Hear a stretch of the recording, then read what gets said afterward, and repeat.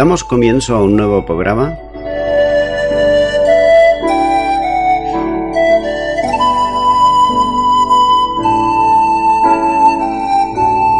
Servidores de Dios. Quien te habla es Manuel Cornejo.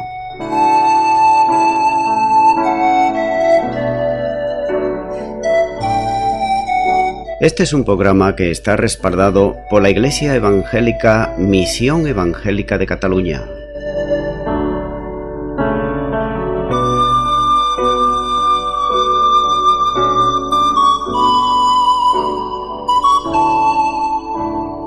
Estamos situados en la ciudad de Sabadell, en la avenida Matadepera número 239.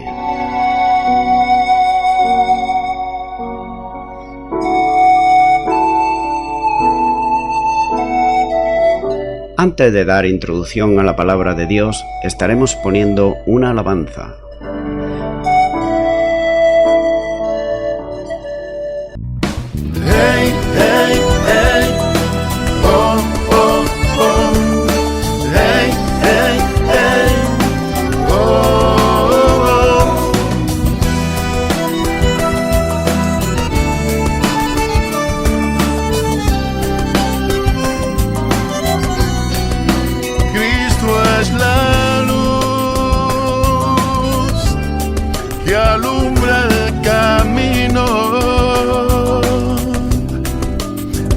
La verdad, la vida y el amor, libertad a todo el que quiera, a todo aquel que busque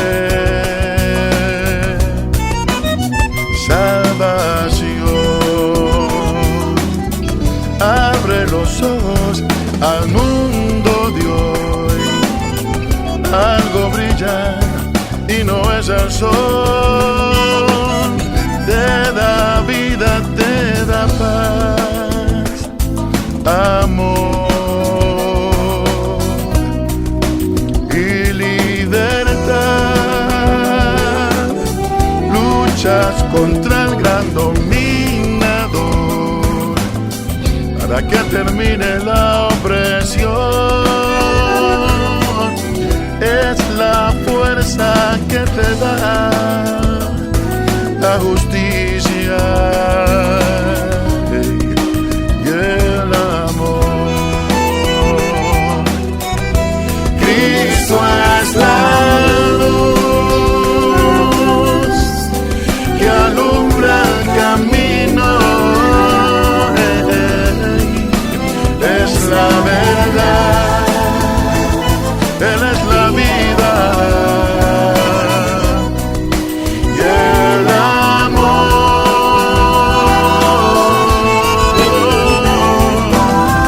Él libertará a todo el que quiera, dará libertad a todo aquel que busque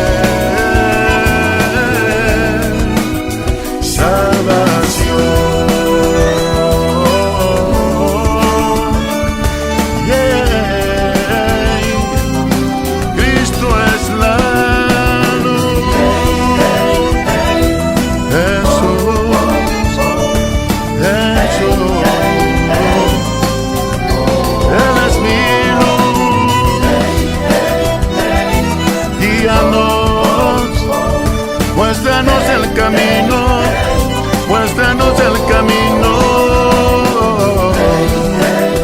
en esta oscuridad, Señor Jesús. Yo quiero ver tu luz, muéstranos tu rostro, Jesús, tu precioso rostro de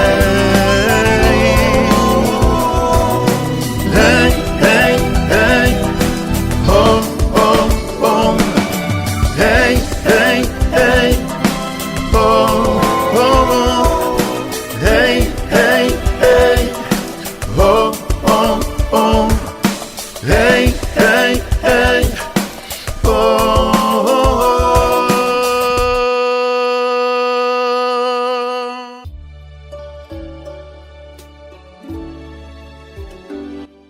Y ya de nuevo tras la pausa musical estoy de nuevo con todos ustedes para estar compartiendo la palabra de Dios que es la Biblia.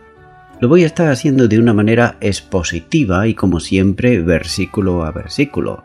Es por eso que en esta ocasión continúo con el libro de los Hechos. Y nos encontramos ahora en el ministerio de Pedro, que nos llevarán del capítulo 9, versículo 32 hasta el final, hasta el 43. Pero ahora vamos a ver la sanidad de Eneas, que llevan los versículos 32 al 35. Pero comencemos con el versículo 32, donde dice la palabra de Dios. Aconteció que Pedro, visitando a todos, vino también a los santos que habitaban en Lida. Dice la primera parte de este versículo, aconteció que Pedro, visitando a todos.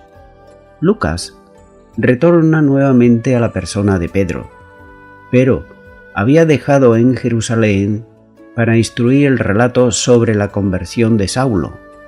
En el ejercicio de su apostolado, visita a las iglesias para enseñar a confirmar en la fe a los creyentes. No cabe duda que Pedro sentía un afecto pastoral muy especial por el rebaño del Señor.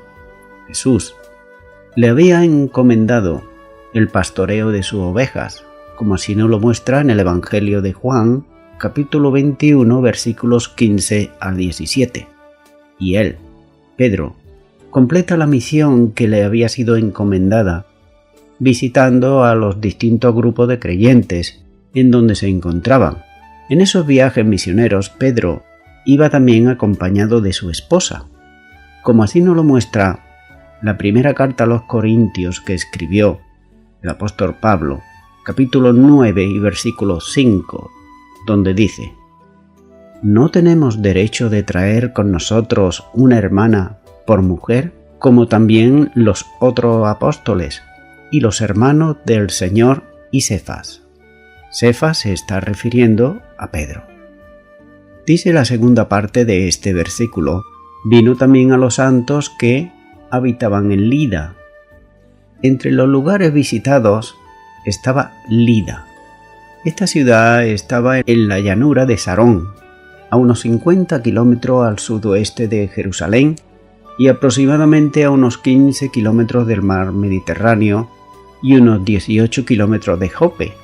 Esa ciudad era conocida antiguamente por el nombre de Lod. En el Antiguo Testamento hay algunas referencias bíblicas en cuanto a esta ciudad. Por ejemplo, en el primer libro de Crónicas, capítulo 2 y versículo 33.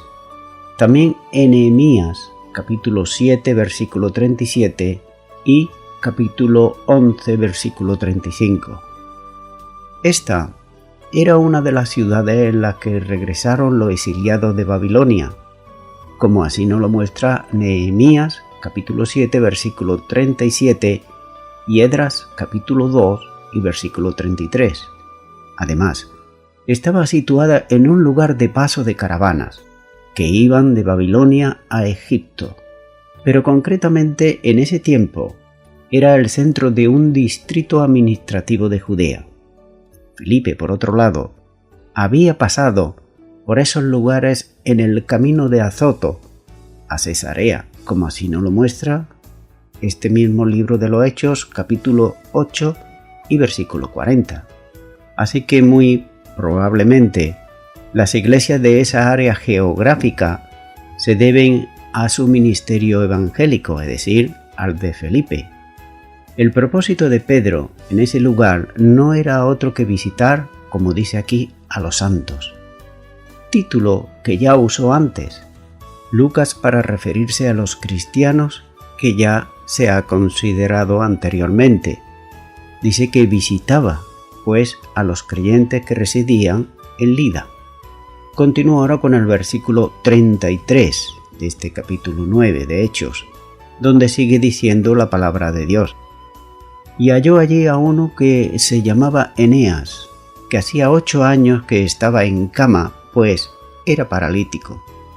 La necesidad con la que Pedro se encontró era una trágica enfermedad. Un hombre, Eneas, que había estado paralítico y postrado en cama por 8 años nada más y nada menos.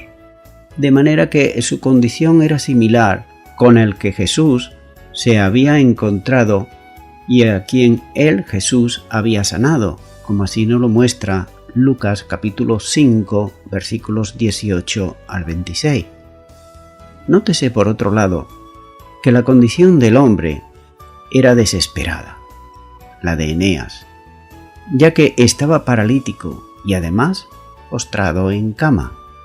Era por tanto incapaz de levantarse de la cama, era incapaz de caminar, incapaz de lavarse, incapaz de vestirse solo, incapaz de alimentarse solo, incapaz de cuidar de sus necesidades personales, en resumen, incapaz de moverse por sí mismo.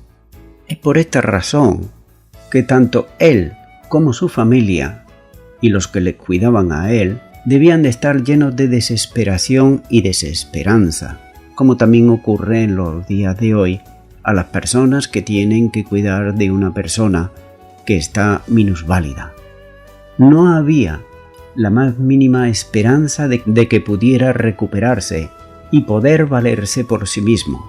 Es por eso que todos estaban desvalidos y atados de pie y manos, tanto el enfermo como la familia, lo cual le hacía sentir de que estaban sin ninguna esperanza, ya que no había ningún doctor que lo pudiera sanar, ya que ningún hombre podía caminar en tal situación en la cual se encontraba este paralítico Eneas. Por esta razón, su situación era fatal y estaba destinado a estar paralítico por el resto de su vida, y además al que alguien o la familia le estuviese cuidando continuamente. El Salmo 31 y versículo 10 dice: «Porque mi vida se va gastando de dolor, y mis años de suspirar, se agotan mis fuerzas a causa de mi iniquidad y mis huesos se han consumido». Quiero hacer notar la primera parte en la que dice: «Porque mi vida se va desgastando de dolor y mis años de suspirar, y se agotaron mis fuerzas». Continúo ahora con el versículo 34, donde sigue diciendo la palabra de Dios. «Y le dijo Pedro: Eneas, Jesucristo te sana, levántate y haz tu cama. Y enseguida se levantó». Dice la primera parte de este versículo: «Y le dijo Pedro». El apóstol Pedro va a hablar aquí a Eneas, que sin duda estaba pendiente de lo que Pedro le pudiera hacer o decir. Lo que va a decirle son palabras revestidas de autoridad y del poder de Jesucristo. Tal vez Eneas no esperaba tanto como lo que iba a oír. Dice la segunda parte de este versículo que «Eneas, Jesucristo te sana, levántate y haz tu cama». Nótese que Pedro no tuvo ninguna necesidad de repetir varias veces o de dar voces fuertes, como suelen hacer algunos apóstoles modernos en los días de hoy o algunos pastores, para que las personas sean sanadas. Es decir, no empezó ahí a repetirlo una y otra vez y a echar ahí voces una tras otra y empezar a sudar, no. Simplemente dijo: «Eneas, Jesucristo te sana, levántate y haz tu cama». Pedro mencionaba el nombre del paralítico y no podía haber confusión. Se dirige solo a él, llamándole Eneas. Las palabras que siguen son dadas con la máxima autoridad y la suprema autoridad del Señor Jesucristo, ya que no es Pedro el que habla por sí mismo, sino que es portavoz del Señor que le está glorificando en ese momento. Es en esa autoridad y en ese poder omnipotente que dice al paralítico: «Jesucristo te sana». Nada podría resistir la autoridad del Señor Jesús. Por tanto, la sanidad va a ser producida de forma inmediata, junto con la afirmación: «Jesús te sana». Se le ordena a Eneas: «Levántate y haz tu cama». La forma verbal que hace aquí, haz a la cama, pudiera también expresar la idea de extender el mantel, lo que significa en figura prepárate algo de comer, ya que esta es una de las formas que muchas veces siguen al milagro de una persona que está impedida y debilitada. Con todo, el contexto es más favorable para entender que lo que Pedro le manda es que arregle la cama donde estaba tendido.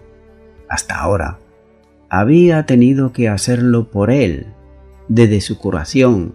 Ya podía hacerlo ahora por sí mismo Eneas, quien había estado enfermo por 8 años, recibe la sanidad y la fortaleza para poder empezar a hacer las cosas, como si nunca hubiera estado enfermo. Las palabras de Pedro son un lejano eco a las de las curaciones del paralítico en el ministerio del Señor Jesús, allá en el Evangelio de Mateo capítulo 9 versículo 6. Pero si Eneas estaba en su casa, no había razón para mandarle a tomar la cama e ir a casa. Con que arreglase la cama donde habla estaba acostado, guardada la camilla y enrollada el colchón. Sigue diciendo la tercera parte de este versículo, y enseguida se levantó. Hallamos de nuevo el adverbio inmediatamente, que está expresando la celeridad con que se produjo el milagro y el resultado de él mismo. Inmediatamente, sin ninguna demora. A las palabras siguió el resultado. El que había estado paralítico durante 8 años se levantó. Su parálisis es restaurada en sanidad plenamente. Nada del tiempo de enfermedad quedaba afectado en su cuerpo, absolutamente nada. Las fuerzas renovadas le permitían volver a retornar a una vida de plena actividad. Jesús nuevamente mostraba la realidad, no sólo de su resurrección, sino de la omnipotencia con que está revestido. El Señor sanaba como lo había hecho durante su ministerio terrenal, y ahora lo hacía utilizando también a sus discípulos o apóstoles. Continúo ahora con el versículo 35, donde dice la palabra de Dios. Y le vieron todos los que habitaban en Lida y en Sarón, los cuales se convirtieron al Señor. Un hecho semejante no podía pasar desapercibido, ya que el milagro se extendió fuera de la ciudad, por todo el territorio de Sarón, que llegaba desde Jope a Cesarea. Estos, a quienes llegó el conocimiento de lo ocurrido con Eneas, fueron impactados por el poder de Dios y rápidamente creyeron en el Señor Jesucristo. El objetivo indefinido todos debe entenderse como utilizado en sentido de muchos.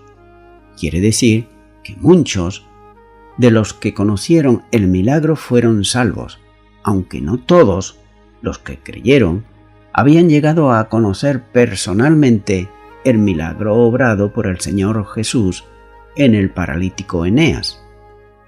El Espíritu, con mayúscula, estaba dejando en el escrito de Lucas un panorama de crecimiento numérico de la Iglesia en todos los lugares a donde el Evangelio había llegado.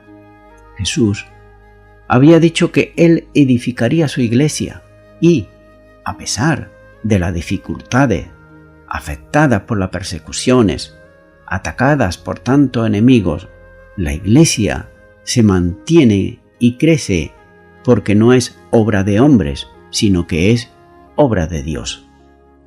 Continúo ahora con el versículo 36, donde sigue diciendo la palabra de Dios. Había entonces en Jope una discípula llamada Tabita, que traducido quiere decir Dorcas. Esta abundaba en buenas obras y en limosnas que hacía. Dice la primera parte de este versículo 36, había entonces en Jope una discípula llamada Tabita, que traducido quiere decir Dorcas. En su ministerio apostólico, Pedro llega a Jope, lo que hoy es la moderna Haifa, una ciudad marítima situada a unos 57 kilómetros al noroeste de Jerusalén y a 18 de Lida. En la historia antigua era en Jope en donde se desembarcaban las maderas que el rey Salomón traía del Líbano para la reconstrucción del templo de Jerusalén, como así nos lo muestra el segundo libro de Crónicas, capítulo 2 y versículo 16. También se menciona a Jope como el lugar en donde Jonás se embarcó, escapando de la comisión que Dios le encomendó para que fuese a Nínive, pero él, sin embargo, se quería ir a Tarsis, como así nos lo muestra en Jonás capítulo 1 y versículo 3. También esta ciudad de Jope fue entregada a los judíos por Julio César en el siglo I y permaneció en esta dependencia hasta la guerra contra Roma entre los años 66 al 70 después de Cristo. Pero ahora, en los acontecimientos que se están viviendo del Evangelio, hallamos que Jope había sido evangelizada por Felipe. En esa ciudad, posiblemente convertida por el ministerio de Felipe, vivía una mujer llamada Tabita, nombre arameo, a la que Lucas califica como una discípula, es decir, una seguidora de Jesús. Su nombre traducido del griego es Dorcas. Tiene el significado de gacela, que en Oriente era utilizada para simbolizar la armonía y también la belleza. No se dice nada de la familia de Tabita, por lo que se supone que era una mujer soltera. Sigue diciendo la segunda parte de este versículo 36 que ésta abundaba en buenas obras y en limosnas que hacía. Tabita se distinguía por la abundancia de las buenas obras que habitualmente practicaba por la generosidad con la que daba limosna. Nótese que muchas veces en la iglesia e individualmente se le pide al Señor dones. Dones, por ejemplo, de poder, de sanidad, dones de hacer milagros, de profecías, etc. Pero nunca se le pide el don de dadivosidad. Qué extraño, ¿verdad? Sin embargo, Tabita lo tenía, este don de dadivosidad. Ella era una cristiana que trabajaba infatigablemente, y lo hacía no para provecho suyo, sino para favor de los necesitados, a los cuales ella estaba entregada para el beneficio de ellos. Como cristiana, había sido instruida en las Escrituras y, sin duda, conocía lo que Dios había establecido y cómo debía de hacer hacia los necesitados, como dice en Deuteronomios capítulo 15 y versículo 11. Porque no faltarán menesterosos en medio de la tierra.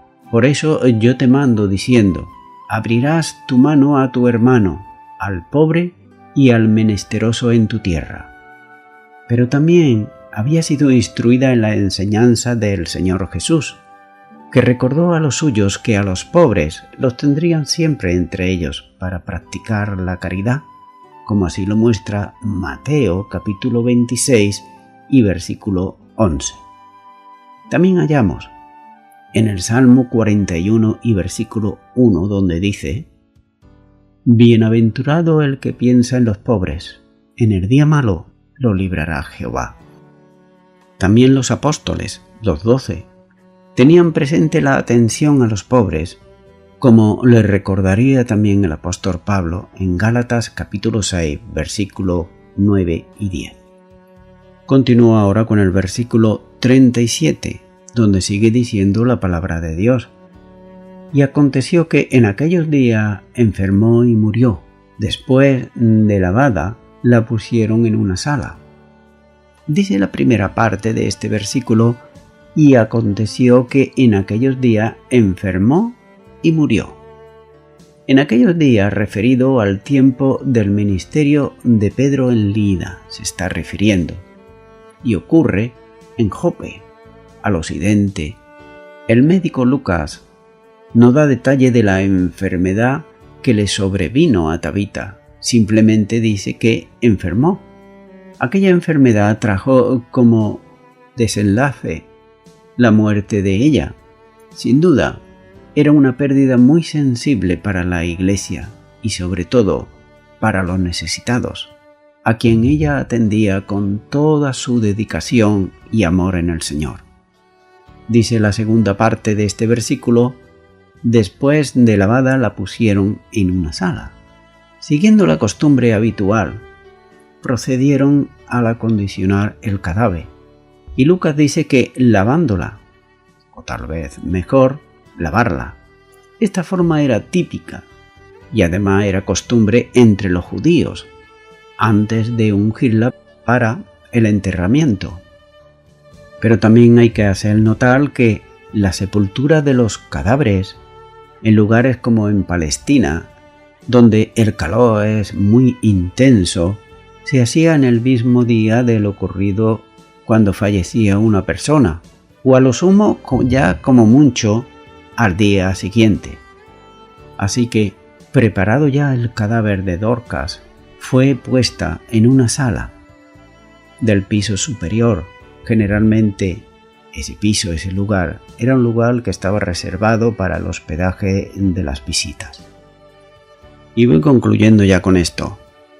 Podemos notar que se denomina el nombre de santos a los cristianos que vivían en Lida. Los santos hay que tener en cuenta que no eran imágenes de madera, tampoco de yeso o de metal, sino que eran hombres y mujeres de carne y hueso, es decir, vivitos y coleando, como se suele decir, como nosotros, con virtudes y con defectos, pero que un día se apartaron de la antigua manera de vivir para comenzar a vivir de acuerdo a la voluntad de Dios.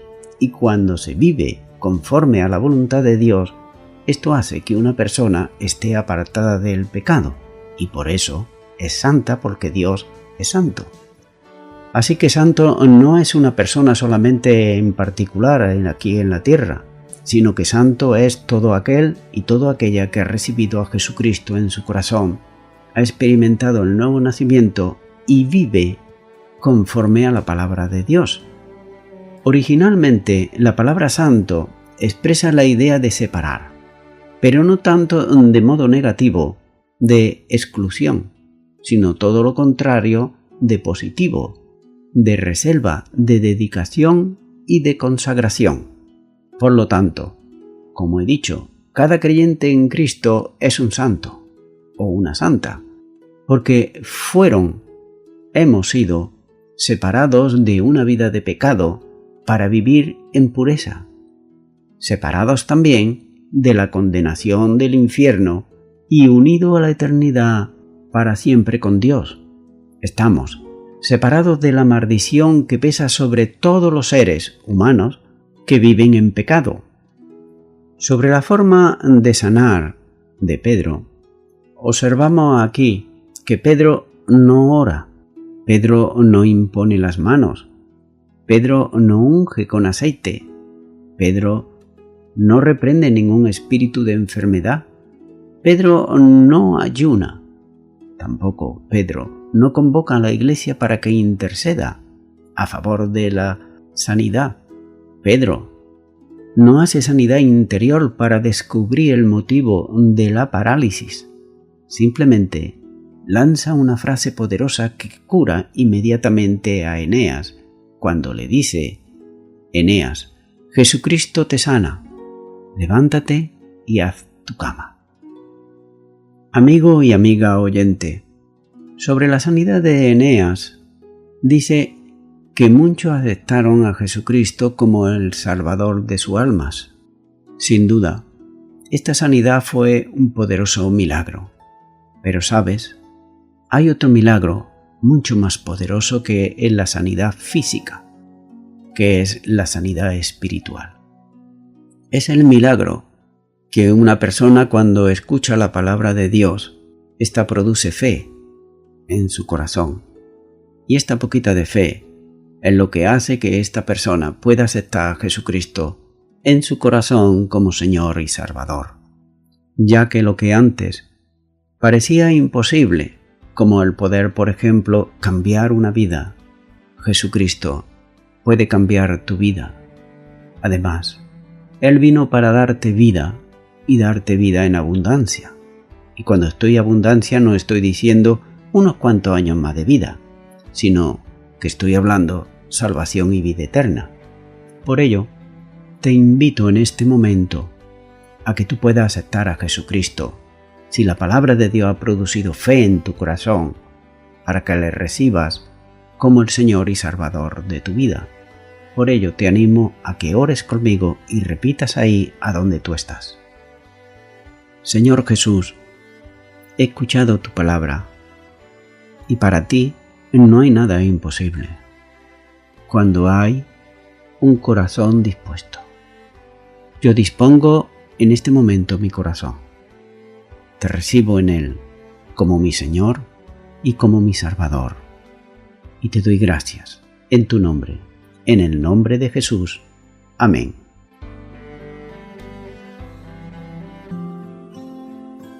Amigo y amiga oyente, si tú has hecho esta oración de todo tu corazón, te recomiendo que comiences en primer lugar a orar a Dios en el nombre de Jesucristo. Orar a Dios no es rezar, sino que es hablar con una persona. También te recomiendo que leas la palabra de Dios. Comienza por los evangelios si no lo has hecho nunca. Y también te recomiendo que para que puedas crecer espiritualmente, te congregues en una iglesia cristiana evangélica donde se predique, se enseñe y se practique la sana doctrina y la palabra de Dios. Congrégate ahí y con el tiempo crecerás espiritualmente y podrás servir al Señor Jesucristo. Que Dios te bendiga. Y a toda la audiencia, nuevamente ya me estoy despidiendo de todos ustedes y será hasta el próximo programa. Que Dios os bendiga a todos.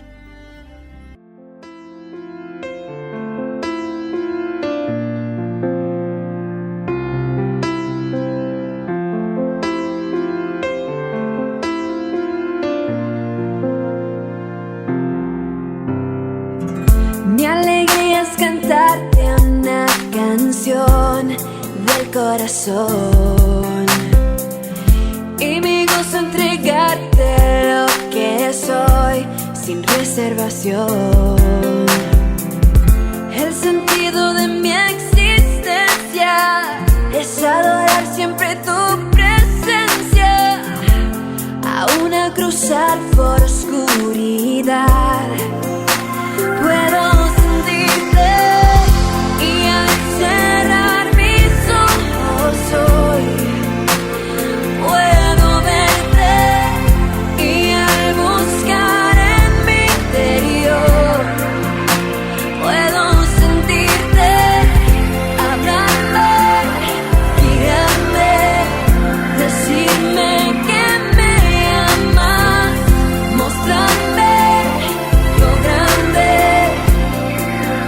y lo bello que es tu amor.